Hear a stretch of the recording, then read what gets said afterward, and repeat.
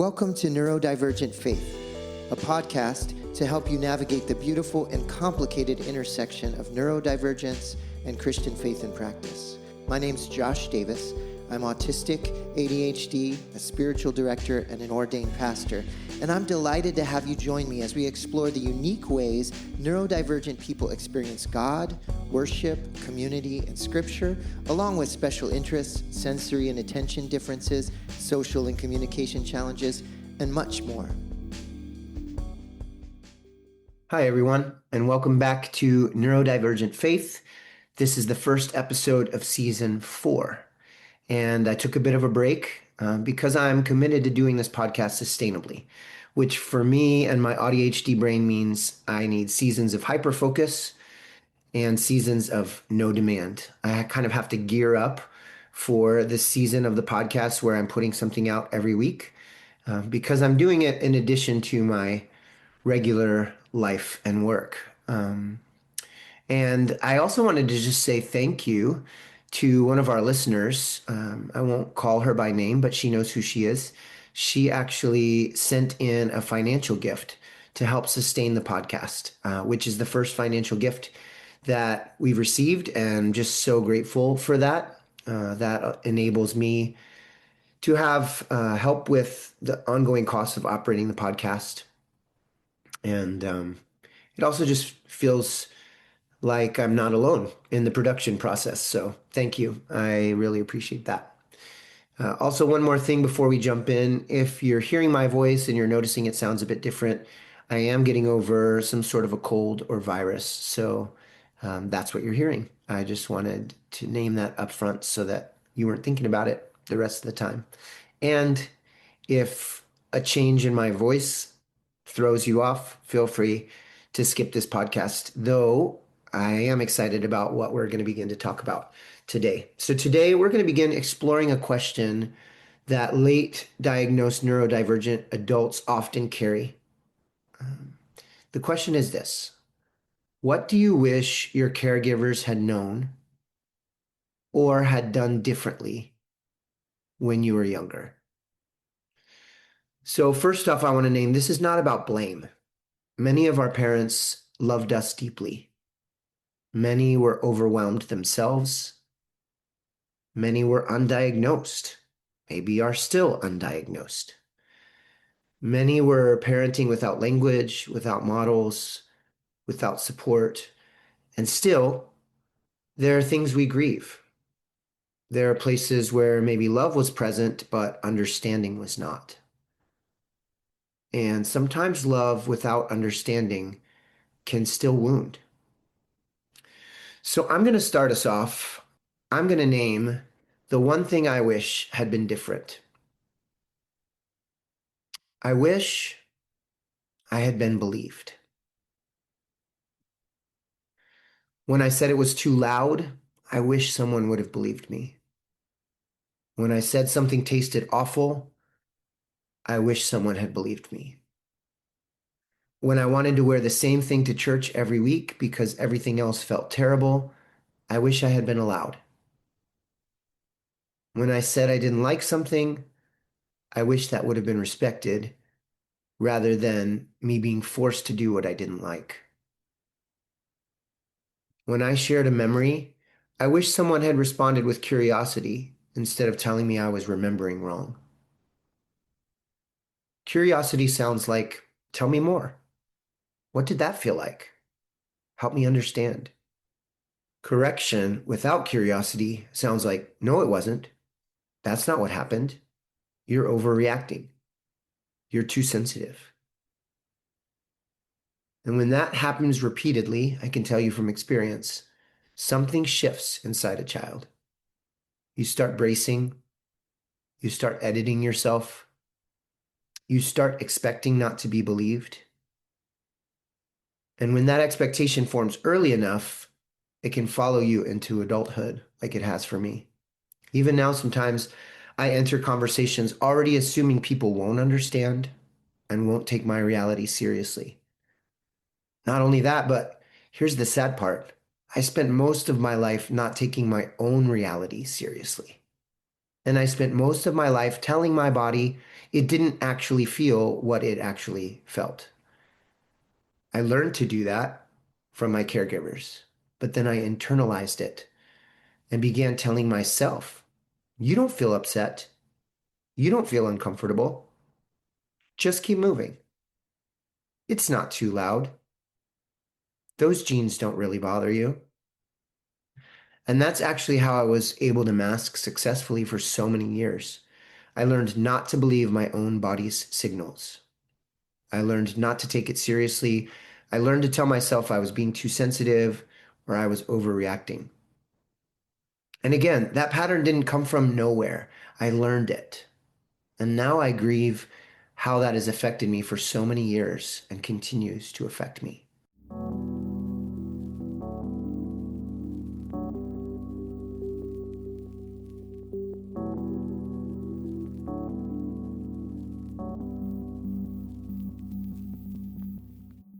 One of the deepest costs of this kind of invalidation is disconnection from the body. When your sensory experience is denied, you begin to mistrust sensation. When your overwhelm is framed as rebellion, you override distress signals. When your tears are punished, you numb. A couple of years ago, I wrote a poem about this rupture in the relationship with my own body and about how hard it has been to trust and to build trust with my own body. This poem speaks to the painful disconnection that trauma can create, where we learn to silence our own inner voices, perhaps out of self-protection even, and we begin to listen more closely to others' needs than to our own. I feel like there's a sacred, tender journey in these words. So I offer you this poem today. It's called A Forgotten Language, All My Own.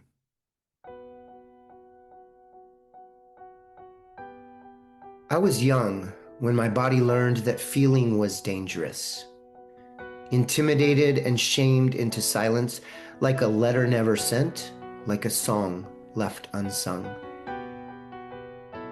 Pain knocked, but on the rare chance someone answered, they only made it worse, heaping anxiety, anger, and distress onto the overwhelm that was already raging inside me. The exploding balloons are not too loud.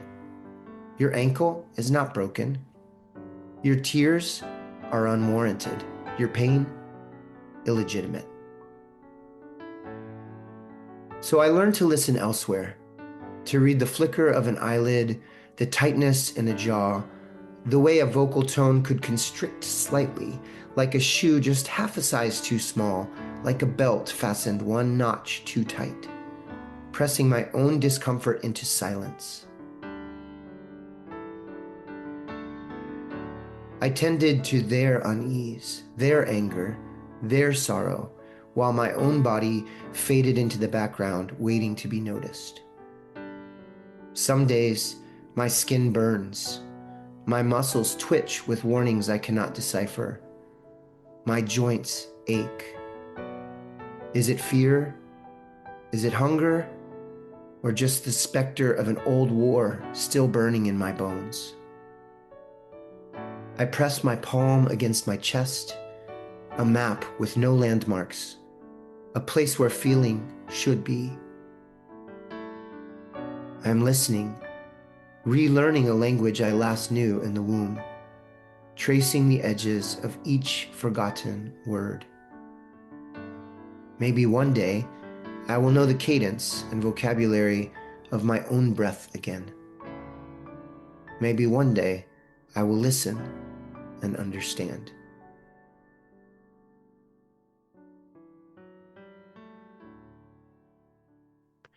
For so many years, I chose belonging over embodiment.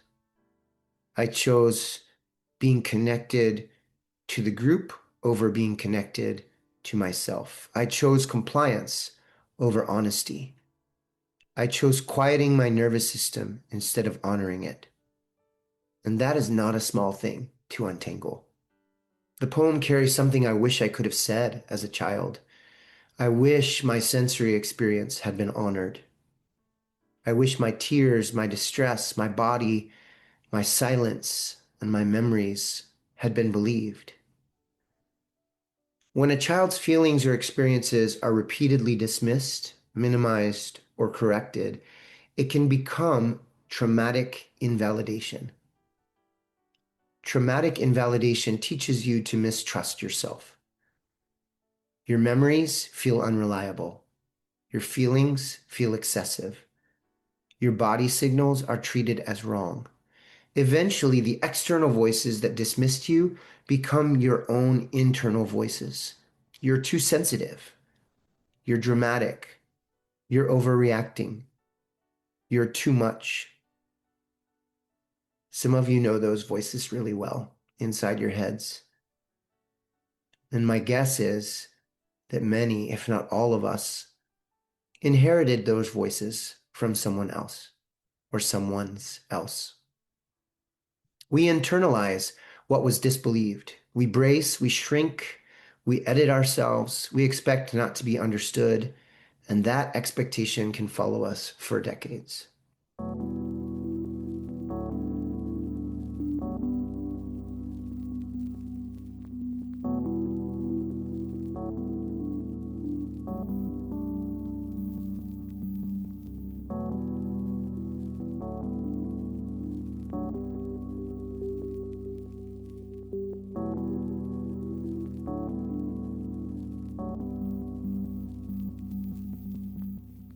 So here's something both simple and revolutionary.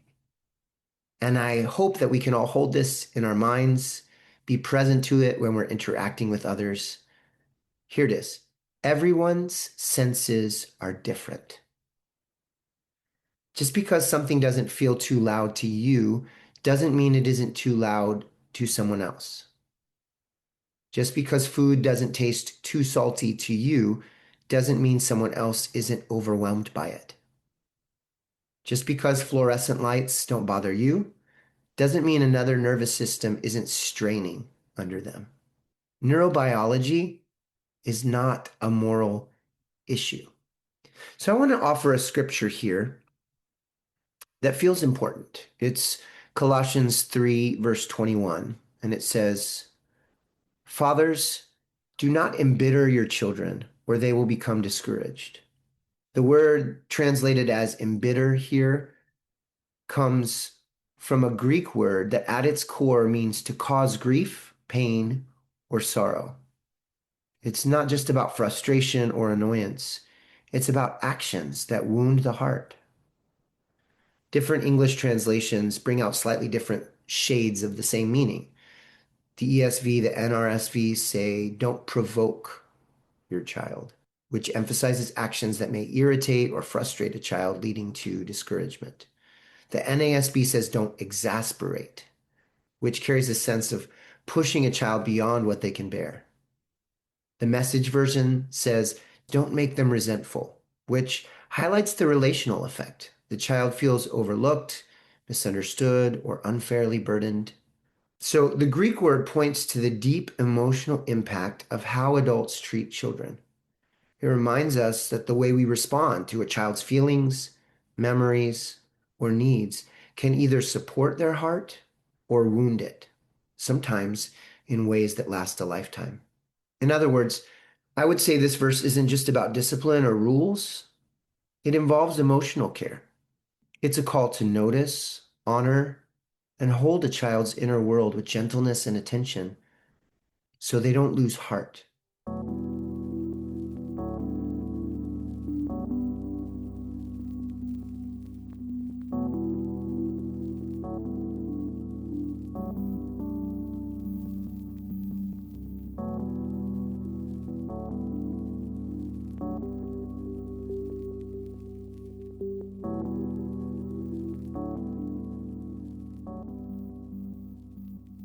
Repeated dismissal can erode a child's sense of self and belonging.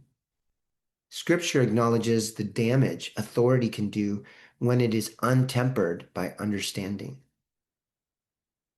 When a child's internal world is repeatedly dismissed or minimized, they can lose heart. They can stop bringing their full selves forward. The fact that this scripture names this possibility speaks loudly to me. God sees that we as parents can wound. God warns against crushing a child's spirit. When invalidation becomes chronic and reshapes identity, it can actually become traumatic. If you're frequently told your feelings are unreasonable, your memories are wrong, your sensory experience is exaggerated, you begin to mistrust yourself. You internalize the messages. My body is unreliable. My memory is suspicious. My feelings are excessive. My experience can't be trusted. I wonder if you've experienced this pain of not being believed. And I wonder how it might have affected you. It affects all of us differently. So take a moment now, if you can, and notice your body. This can be hard for some of us. So just even taking the moment to try, even if you don't sense anything, I honor that. But when you think about not being believed, or when you think about some of those messages that you may have internalized, you're too much, you're too sensitive, you're being dramatic, you're being extra. Do you notice any sensations in your body? If you had to pick a spot in your body, where does the residue of not being believed live? Is it in your chest, your stomach, your shoulders, your jaw? If you notice a specific place, I invite you to just gently place your hand on that part of your body. And if you don't notice a specific location, as I said, that's totally okay. Maybe you just put your hand on your heart for a moment and quietly say to yourself, I see you. I believe you. Or if this feels more honest, you might say instead, I want to see you. I want to believe you.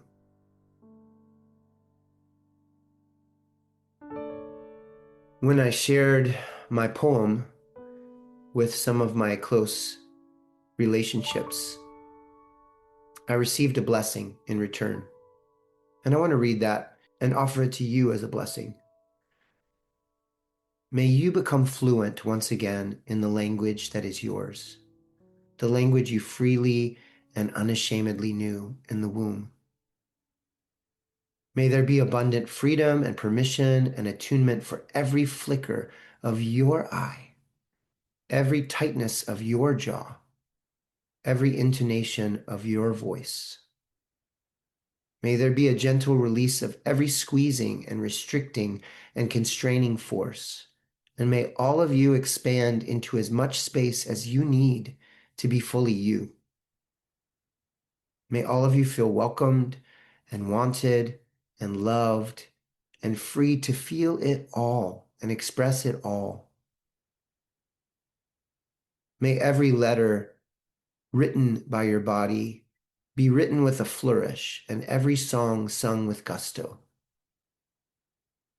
May words be remembered, landmarks found, and a beautiful map recreated with every nuance and knowing of the God who knit you together so intricately in the womb. And yes, may you understand the language of your own body again. And for what you don't understand yet, for what you don't recognize or know how to interpret yet, may your secure and loving attachment to the one who understands be grounding and settling for your soul.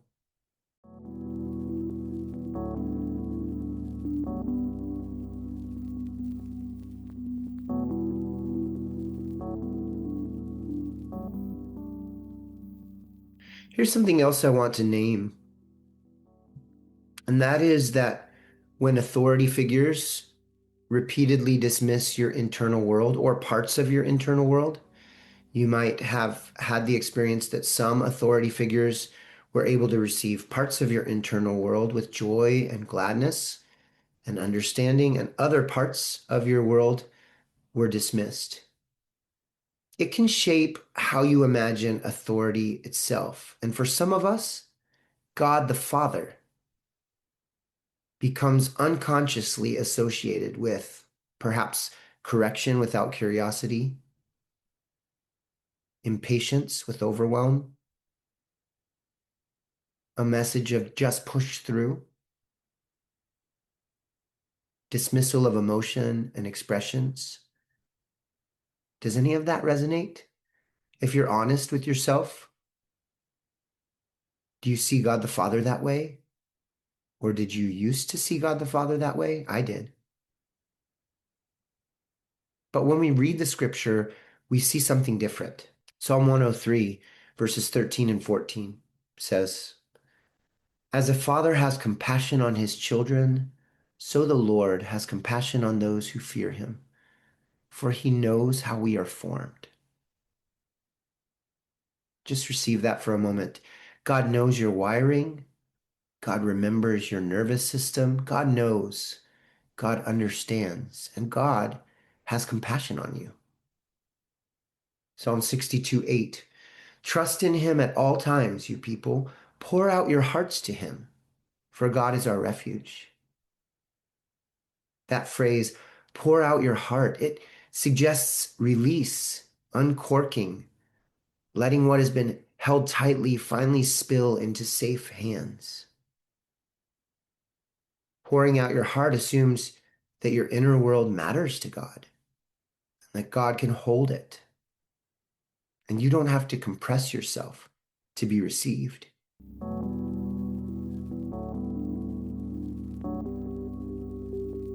For me and for many of us, part of healing is learning to reparent ourselves, to offer new messages to the younger versions of us that still live inside of us.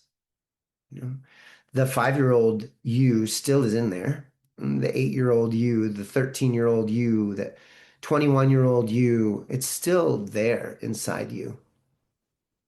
So reparenting ourselves can look like saying to our younger selves, I believe you.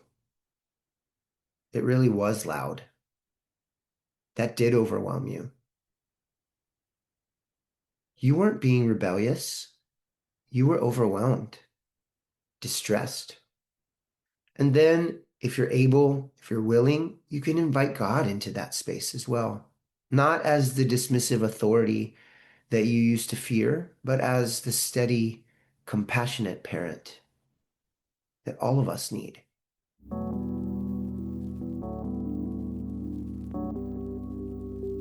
I want to invite you into a short contemplative reading of Mark 10:46 through 52. Let's listen together. Then they came to Jericho. As Jesus and his disciples, together with a large crowd, were leaving the city, a blind man, Bartimaeus, which means son of Timaeus, was sitting by the roadside begging. When he heard that it was Jesus of Nazareth, he began to shout, Jesus, son of David, have mercy on me. Many rebuked him and told him to be quiet, but he shouted all the more, Son of David, have mercy on me. Jesus stopped and said, Call him. So they called to the blind man, Cheer up, on your feet, he's calling you. Throwing his cloak aside, he jumped to his feet and came to Jesus. What do you want me to do for you? Jesus asked him. The blind man said, Rabbi, I want to see. Go, said Jesus.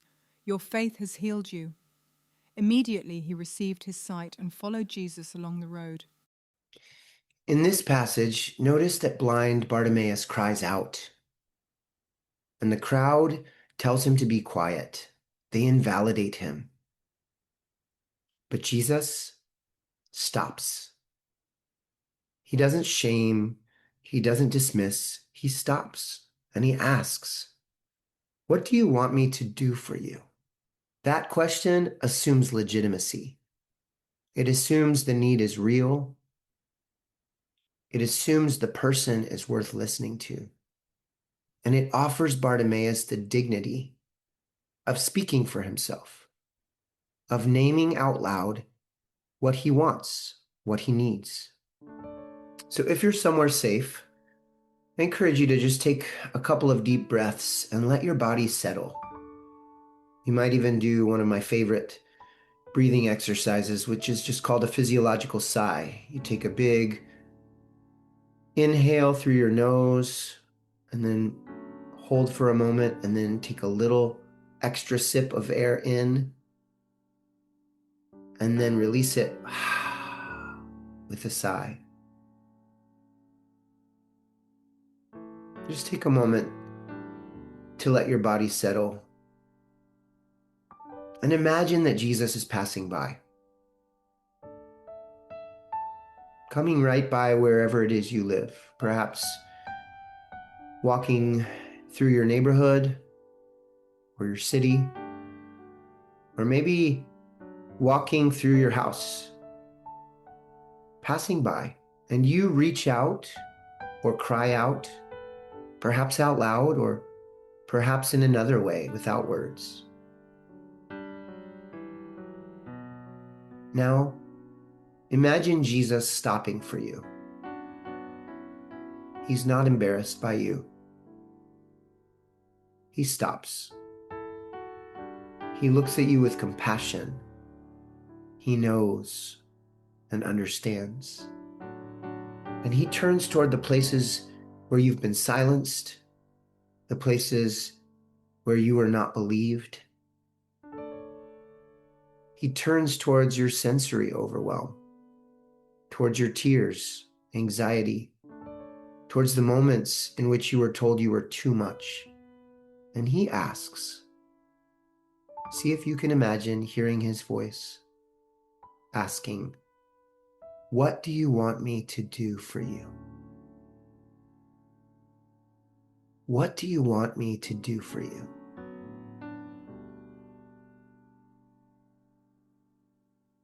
Don't edit your answer.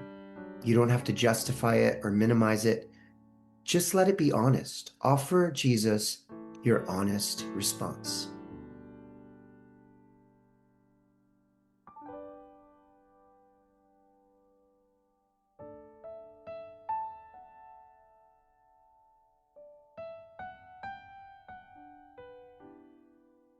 And to close today, I'd love to hear from you. How would you answer this question? What do you wish your caregivers would have known or done differently when you were younger? And again, this is not to throw anyone under the bus, but to acknowledge longing and make room for grief as part of the healing process. And I'd love to receive your answers. And if you're willing, I'd love to share some of your answers on an upcoming podcast. I think it'll help us feel less alone. And also, I think it'll empower those of us who are parents to consider what we might do differently as we parent our own neurodivergent kids. So you can email me or send me a voice memo at the email address in the show notes. I'd love to hear from you. What do you wish your caregivers would have known or done differently when you were younger? Send as few words or as many words as you wish. I promise to read them all. And stay tuned. We've got several episodes coming up about parenting, but not just for parents. They are also helping us as we reparent ourselves. They're also helping us to consider our own stories and to show up to the people in our lives, ourselves included, with more compassion and understanding. So stay tuned. I've got some great interviews coming up that I'm looking forward to sharing with you. Thanks for listening to this episode of Neurodivergent Faith. If you like what you heard, consider subscribing, leaving a review, or sharing this with someone who might need to hear it too. And as you continue to wrestle with faith and identity, remember, your unique brain is a part of God's creative genius. Whether it's the way you process scripture, engage with prayer, or connect with others, you are a reflection of the vast creativity of our Creator. May you trust that God knows you, delights in you, and is working in you exactly as you are. And may you know that you are not walking this journey alone. See you next time.